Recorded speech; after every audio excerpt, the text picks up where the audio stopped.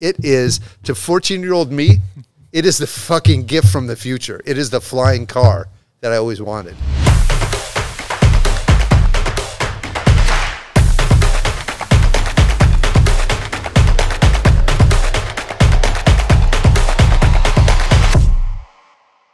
What's up, guys? Welcome back to another episode of the eSkate Chat podcast. We're here in Pasadena, California, and we got a special guest this time around. He's got a resume that's a bit too long to go through, so I'll let him take it away. Tell us who you are, a little bit about yourself, and yeah. Well, my name is Brett Gurewitz, and I'm the founding member of Bad Religion and the founder and owner of Epitaph Records and Anti Records. For people who don't know, which I think most people are going to know, that pretty much spans like a 40-year period of punk, rock.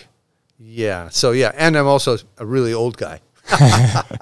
But yeah, you know, the label started in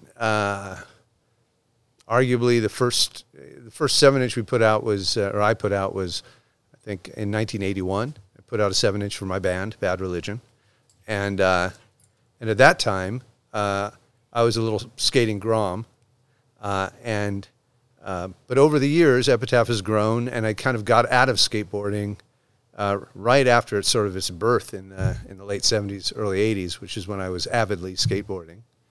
And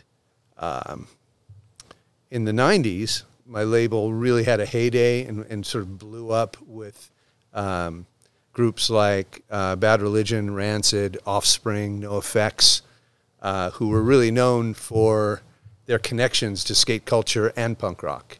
And that was sort of around the time of the birth of the Warped Tour. And through all that time, I wasn't skating at all. I mean, I was sort of helping lift the culture with the music and the athletes, and I was in it on the music side, but it wasn't until COVID hit and I discovered Evolve Skateboards that I got back into skateboarding, and for the last year I've just been a complete Evolve fanboy. Yeah, just literally skating 75 miles a week. Wow, that's a lot. Your music was all over Skate and Surf, those early films. Yes.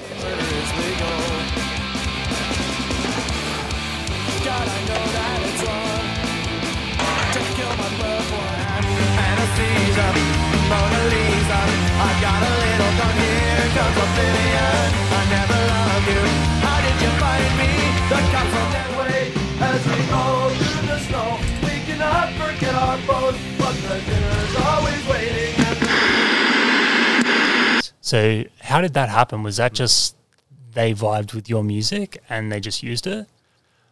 Yeah, I think so. I mean, it was I think a case where both of the cultures were bubbling under at the same time.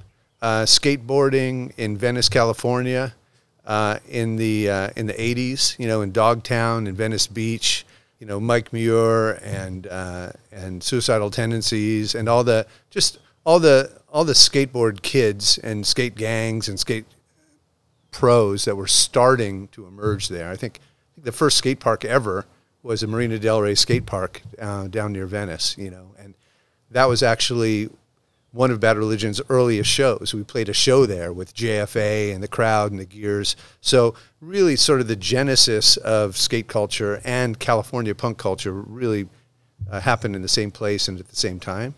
And then, you know, later when Epitaph really started to grow, you know, people started making surf videos, snowboard videos, skate videos, you know, and they make them on VHS and put them in the skate shop.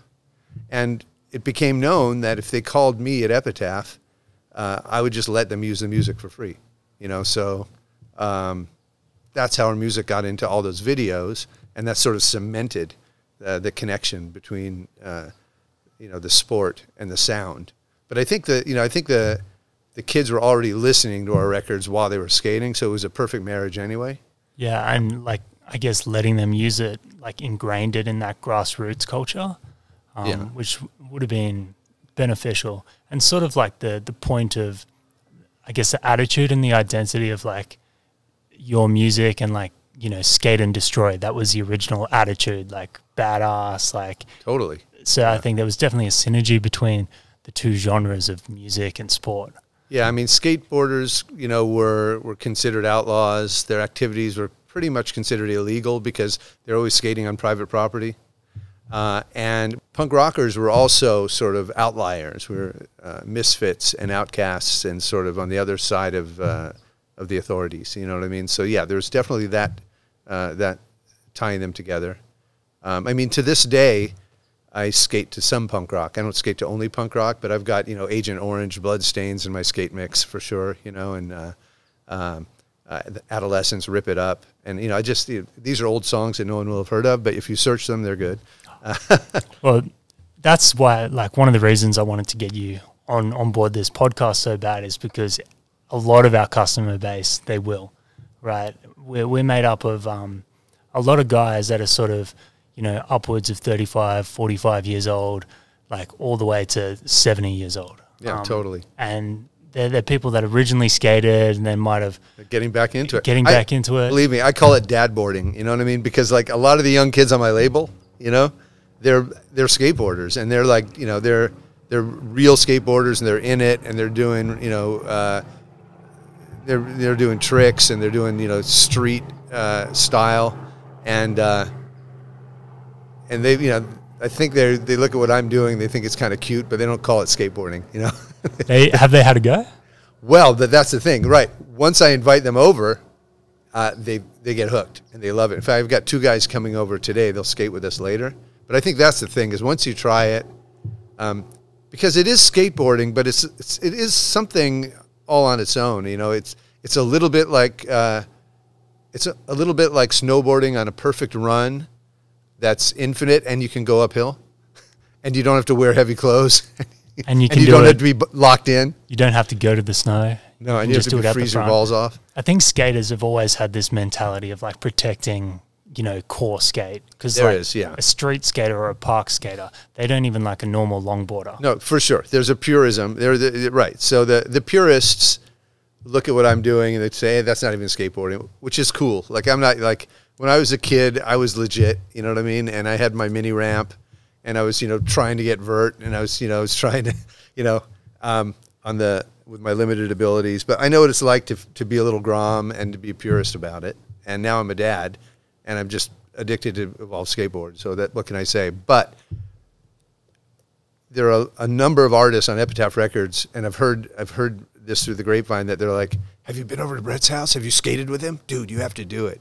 It's so fun. Oh my God, go skate with Brett Gurewitz. And like, I bought a bunch of boards just so that, because I'm trying to rope people into skating with me all the time, you know. So a lot of them were like my dad friends who are like my age, but also like I've got all these young kids on my label who are legit good skaters. Or if they're not in it now, they just were only a few years ago. So they can already skate.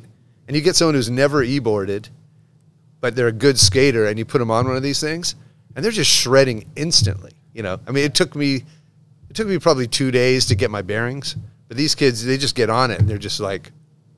The no fear probably helps. And no fear, yeah. It definitely helps. Snowboard experience, big plus, just as much as skateboarding, we think. Right. Well, I used to snowboard, and the weird thing is that maybe this is the reason, I don't know, but I snowboard regular, and I skateboard goofy, and I think the reason is that when I took up snowboarding, I hadn't skateboarded in a long time, and so I forgot that I skateboarded goofy, and so when I started snowboarding, I just decided I was going to be regular. You know what I mean? Yeah. Okay. And so I started, you know, skating these electric boards, and I do it a lot, right? And I've been doing it a lot, and then I went up to the local mountain to snowboard, right? And, you know, I'm like an intermediate snowboarder. I'm not great, but I can get down to pretty much anything. And I started snowboarding, and I literally just started falling down, right? I'm trying to carve the way I do on my skateboard, and I fell. And then I got up, and I fell, and I got up, and I was getting so pissed off. And this other dude came up to me. He's like, hey, man, are you all right? Like, he thought I was drunk. And I was just like, yes, I'm all right. I know how to do this. I don't know why this is happening. Is this your first time on the mountain? Right. No, Yeah. you know what I'm saying? And so I had to wrap my brain around it again. So anyway, because of that, my latest project is I've been practicing riding switch. Also because if you ride the same way all the time, you start, you get muscle soreness only in a certain place. So I would like to be able to. How's that going for you? Slowly but surely. Can you do it? I can do it, but I can't turn nearly as well. I'm pretty good in a straight line. I can hold my balance. Okay, yeah. But I can't throw like a deep carve. No, I mean I can barely do a U-turn. That's where I'm at now. But I just want to practice it so that I can, I think if I practice, I'll be able to. And I figure it's probably good for my brain. Like Definitely. It's doing something. Sort of like getting that ambidextrous sort of attitude towards it. And like you said, it definitely helps for fatigue. I often like stand with my feet side by side, like skier stance, and then just shuffle them around if I'm just going in a straight line, just to free up sort of the legs. Right, exactly. You have to move your feet around a little bit. That's something I notice when I get someone who's never done it before, and I'm like, hey, let's go for a ride. And we'll be, like after 2 or 3 miles, I'll say, how are your feet doing? They're like, yeah, they hurt. No, so that back leg, that calf starts getting a bit of a workout. Yeah, and the feet can also get like that snowboarder cramp. Yeah. If they don't move at all. All right. Yeah. Let's loop back to why you got an Evolve. Like that whole story. How did you get involved in electric skateboards? So here we are about a year and a half ago, and there's a novel coronavirus, and it's descending upon us, and we have to flatten the curve. So everybody now is required to work from home. So my office, Epitaph Records, we were actually a little bit early on it, and I said to everybody, look, we're going to work remotely. We're not going to skip a beat, but everybody go home. The office is closed, right? And that began lockdown, which was pretty tedious, every day working from home. And although I liked seeing my kids more because they were doing homeschooling at that point, it was just always in one place, never going anywhere except maybe for a hike or a bike ride. And it's the bike ride that I was on with my daughters. We were riding a bike path on the beach, and I saw a couple dudes just cruising like 7 miles per hour down the bike path, side by side, talking on electric boards. And I looked at those boards, and I looked at my wife Gina, and I said, "That looks fun. I can do that out our front door. I'm going to get one of those." And I literally went home, went online, and I started researching it, and I got this. I stumbled on an article by I think it was Bam Margera talking about his opinion, what the best inexpensive boards were. So I bought one, and got this board. Came in from China. I don't remember what kind it was, but it was it was like a cheap Chinese board with a hub drive, and it had pretty great acceleration. It was insanely bumpy. Because, I weigh about 200 pounds. Yep. And, but it was fun, and I liked it, right? So then. Yeah, it was enough to, give you the taste of this is what it's going to be like. This is fun, yeah. I knew it was fun. Even as bumpy and crappy as that board was. So then I went down the rabbit hole, and I just decided I was going to get the best board.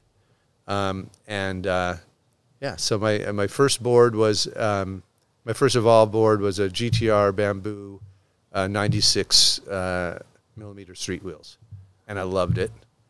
And shortly after that, I decided to take a shot at the AT wheels, and that sort of just changed everything, because with the AT wheels I can go anywhere. It's sort of with the street wheels, you're a little hesitant to go somewhere if you don't know what the roads are going to be like, or if you don't know if there's going to be a sidewalk or something, because it's still a skateboard. Yeah, 100%. Yeah, and you're cruising along on a skateboard at 20 miles an hour. You don't want to hit an acorn or something.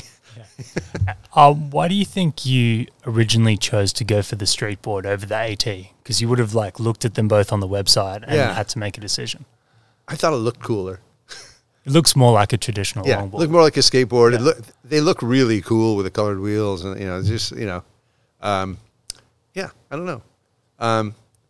But I loved it. I mean, I'm telling you, I absolutely loved that one compared to the Chinese board I had first.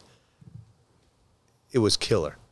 And then I got the AT board, and it came, you know, UPS delivered it, and it was getting dark, and I couldn't wait to ride it. So I took it out in the dark, and I started riding it around, and my initial impression was that it just felt like a flying carpet. I couldn't believe not only how smooth it was, but how much it grips. You know, it feels like carving in a perfect corduroy on a snowboard or something. You know what I mean? Like, it's even actually grippier than that, you know, because I carve pretty aggressively sometimes, and it's, anyway, you know how it is. You know, it's just, yeah, well, we're about to go for a skate after this, so I'll get to see it firsthand. Well, I don't want to overstate how it feels like it to me. Feels, yeah. Yeah, so that was a game changer for me, and I ended up getting a bunch of boards so I could have friends come over and recording artists come over. It's just something social you can do outdoors, especially in Southern California. You can do it all year round. I can do it out my front door because I don't have traffic or hills where I live. So it's sort of a perfect activity. Although people say, wow, that must be a good workout. No, it's not a good workout in the slightest. Really. Not really. They're like, oh, come on. It must be good for your core. Maybe you're getting some. No, I'm standing. Yeah. I think it's good for your mental health. Yeah. But yeah, no that's question. About it. Yeah. For the mental health, I have to say, because I used to snowboard a lot, and I also used to road bike, and sometimes after a long snowboard run or a long cycling session, you get this euphoric feeling. And I used to think it was from the endorphins, from the exercise. But I get the same exact feeling from skateboarding now. I mean, I come back in after lunch, after like even just a 6-mile ride, and I'm literally buzzing. Like I feel like I've just meditated for a half hour or something.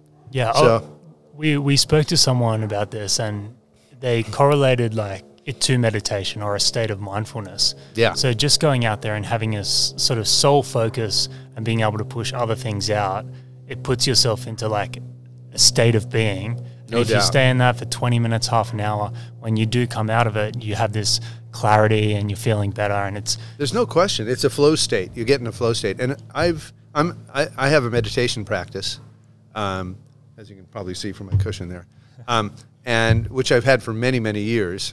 And it fits perfectly with that, you know what I mean? And it is a very similar, in fact, if I were Jeff, what I would do is I would, maybe reach out to some mindfulness researchers and see, take a look at the brain waves before and after, like a 30-minute ride. I bet you'd discover some amazing, interesting things. Yeah, that would be super interesting. We could do a little study on it. Yeah, yeah. Because, I mean, it's powerful. It's not subtle. You do it. It's just like you get in a state that is extremely zenned out and clear, but at the same time, it's not from exertion. And the only other times I've had those kinds of states were with activities that had a lot of exertion. So I always attributed them to like endorphins or something like that, heart rate, but it's nothing to do with that. It's to do with the focus and the flow somehow. When you typically go for a ride, how does that happen? Are you usually riding solo? Yeah, usually, yeah. Yeah. Yeah, and I've recently started riding with music. In fact, if you want to, I could give you guys, I can make a skateboard mix for Evolve. You can put it up. I'd love that. Yeah, Evolve should do that. You should create a Spotify channel and invite your pros or musicians to create skateboard mixes for you, and then people could listen to them when they skate. Yeah, we did think about that, like letting certain like ambassadors and whatnot make a playlist of what they listen to, so you can jam out to the same thing. This is going to sound super nerdy, but like, I mean, I like riding in quiet, but I really like riding with music. And what I found is there's certain grooves and certain tempos, certain reggae, even certain punk, all kinds of music, really, EDM as well. But if the tempo and the groove is just right, you can skate to it. You know what I mean? And if anyone's going to make a playlist, it's probably going to be you. I'll do it. I have one already. Yeah, you should send it through. Yeah. But I don't listen to music if I'm skating with friends.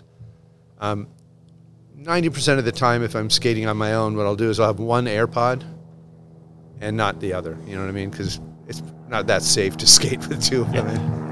Are you on the road most of the time? Yeah, the whole time. Yeah.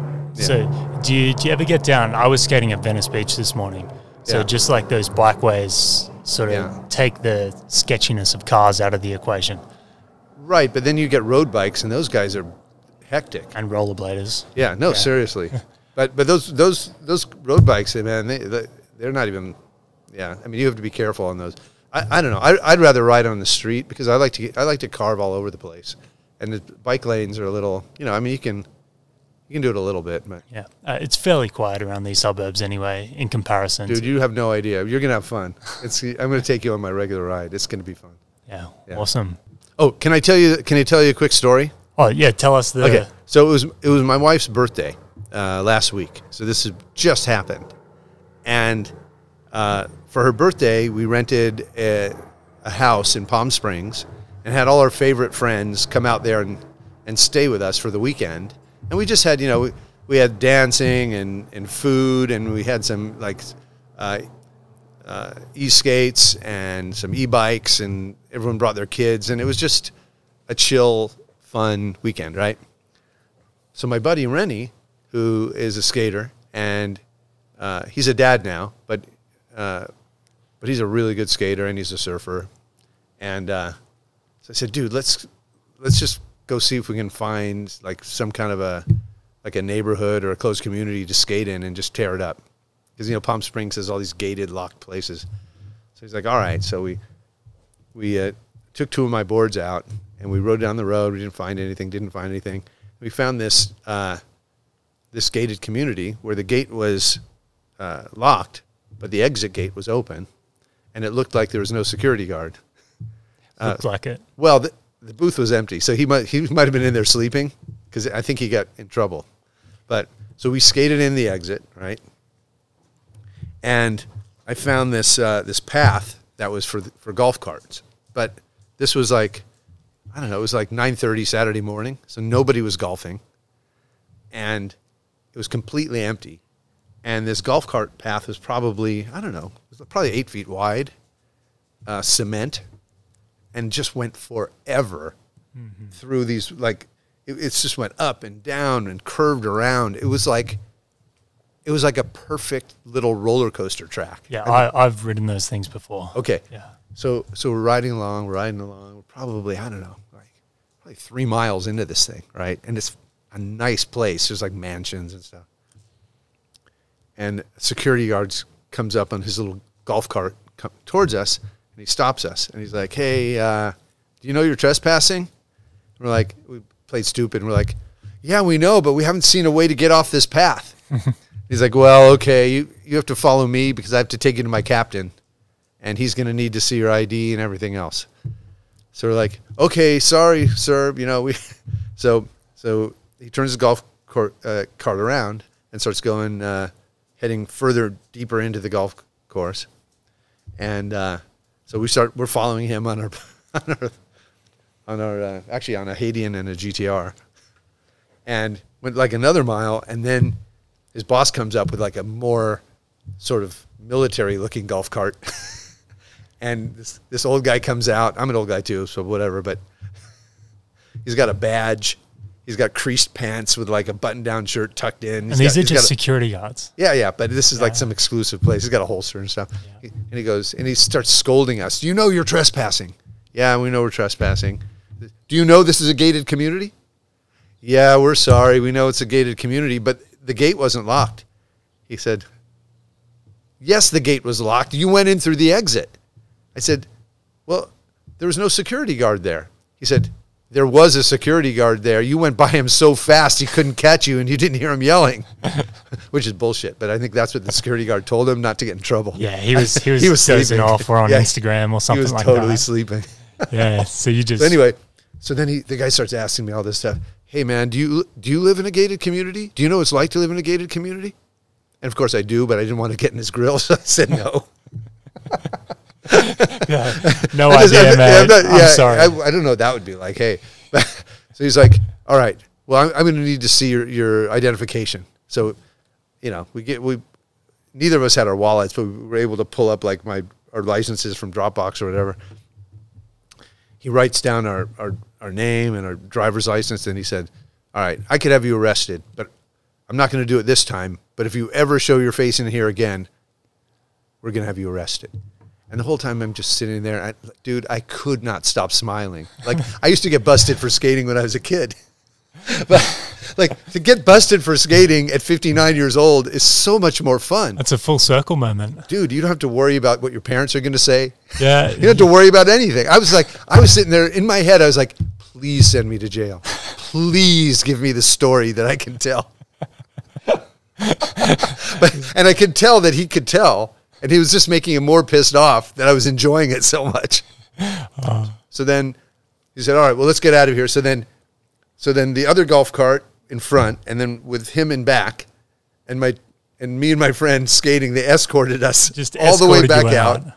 Then when we got out to the very outside, there was not a real police car, but like a fake police car with lights on it, like a security guard car, waiting for us with its lights going, and followed us all the way back home. We skated back home, and they followed us to make sure.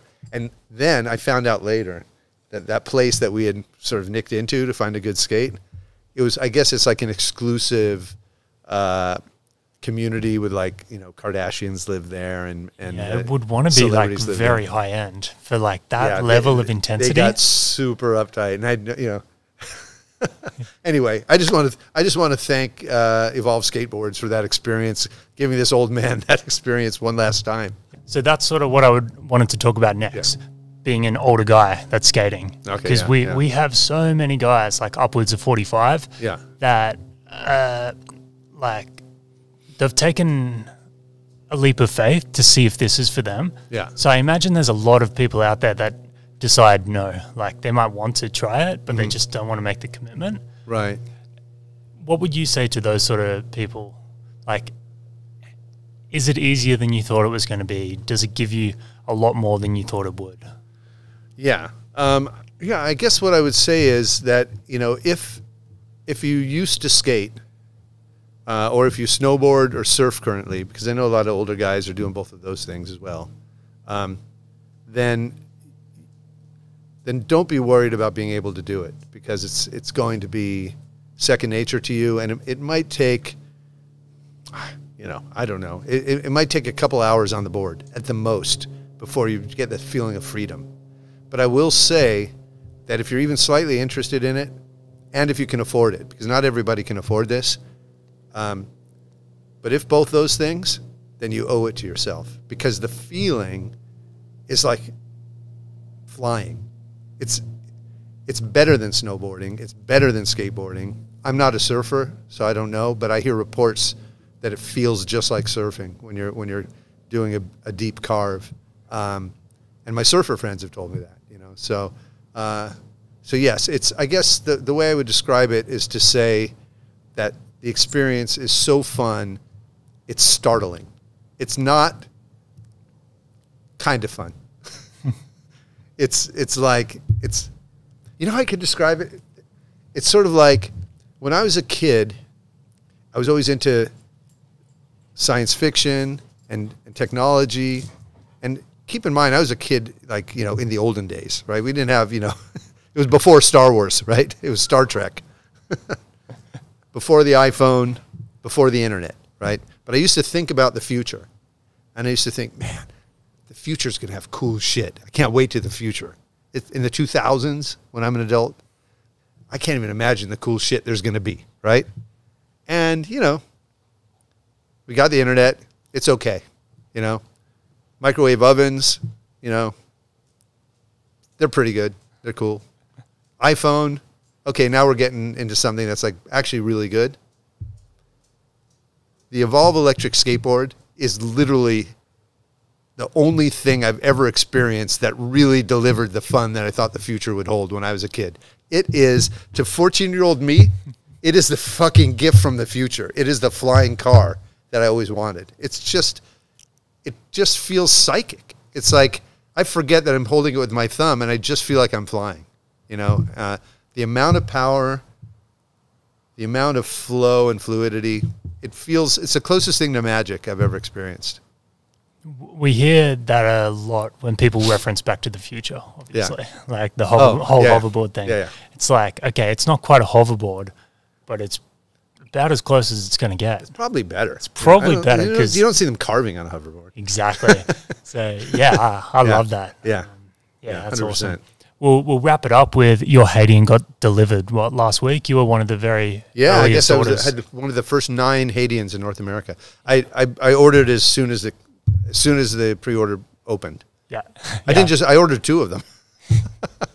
I saw that. Yeah. That was a bit wild. You got both the bamboo and the carbon. I was trying to decide. You know, I was like, I don't have to decide. I know I'm going to get them both. I might as well order them now. Yeah. How has it sort of lived up to expectations, comparisons against the GTR? Yeah, the Haitian, it surpassed my expectations. I love my GTR, and it was hard for me to imagine, what it would feel like to have an improvement on it. I wasn't really excited about the improved speed because the GTR goes fast enough for me. But all my little complaints about the GTR, and I'm talking like they're little, like sometimes the acceleration feels too jerky. Sometimes the braking above 17 miles an hour feels too jerky. It's all been solved. Suddenly everything's fluid and comfortable and intuitive. And so the power delivery and on the brakes and the acceleration are so natural now that it just makes riding more fun, And the board fits my feet better because I'm pretty tall. I have pretty big feet, so that it's great for that. But even the tiny things like on the maybe you don't want me to say this, but on the GTR, like the little cover on the power thing. Yeah, no, it drives me insane. It'll never stay in, Yeah, the new one is better. On-off switch is better. That's the thing. Everything's better, and that's I guess everything is better. The only way a company's going to evolve, pardon the pun, is make everything better than your last one. Everything's better, and I have some hills around here, and there's a little skate spot that I like that I didn't used to like to go down to because coming back home, there's really no way to avoid a pretty steep and pretty long hill.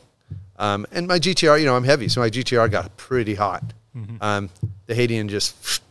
it destroys hill. Yesterday, destroys it. I rode from right in the bottom all the way to the top of the Hollywood sign, and that's a decent hike up that road. Up Beechwood Canyon?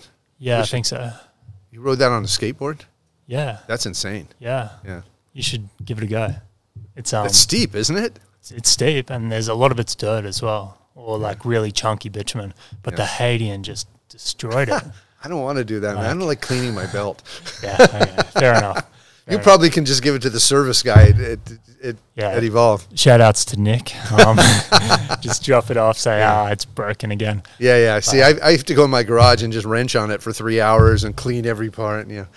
Cool. Which is fun. Yeah. That's probably going to wrap us up. So thanks so much for having us out. Thank you, man. I'm super stoked to talk to you, and I hope a bunch of people watch this, sort of vibe out to I know they're going to know you, and I think they're going to really enjoy seeing that you have found a bit of happiness in electric skateboarding. I hope so. Let's go skate. Let's do it. All right.